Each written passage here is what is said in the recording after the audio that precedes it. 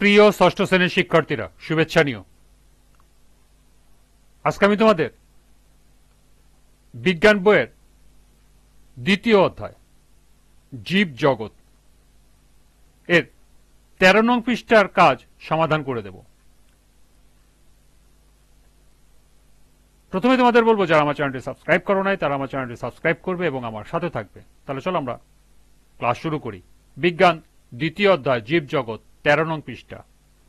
একটি দলগত কাজ দেয়া আছে, লক্ষ্য করো। তোমার পরিবেশ থেকে একটি উদ্ভিদ সংগ্রহ করো, এর মধ্যে জীবের কি কি বৈশিষ্ট্য আছে তা পোস্টারে কাগজে লিখে বোর্ডে প্রদর্শন করো। অর্থাৎ তোমাকে একটি যে কোনো গাছ সংগ্রহ করতে হবে, এই গাছের মধ্যে জীবের কি কি বৈশিষ্ট্য আছে তা তোমাদেরকে ফাইন্ড আউট করে তা পোস্টারের মাধ্যমে উপস্থাপন করতে হবে। তো চলো এখন আমরা এর সমাধান দেখে নিই। এর সমাধান হবে, আমার পরিবেশ থেকে একটি আম গাছ সংগ্রহ করে এর বৈশিষ্ট্য নিম্নের পোস্টারে উপস্থাপন করা হলো।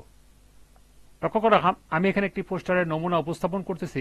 আম গাছের বৈশিষ্ট্য এখানে আছে, সালোক সংশ্লেষণের মাধ্যমে নিজেই নিজের খাদ্য তৈরি করে পুষ্টি লাভ করে। এরপরে সময়ের সাথে দেহের কোষের সংখ্যা বৃদ্ধির মাধ্যমে গাছের বৃদ্ধি ঘটে। তারপর আছে, দেহের উৎপন্ন শক্তির রূপান্তর ঘটিয়ে তার দেহের বিভিন্ন কাজে ব্যবহার করে। এরপর রয়েছে, ফল ও বীজের মাধ্যমে প্রজনন ঘটে বা বংশ বিস্তার হয়।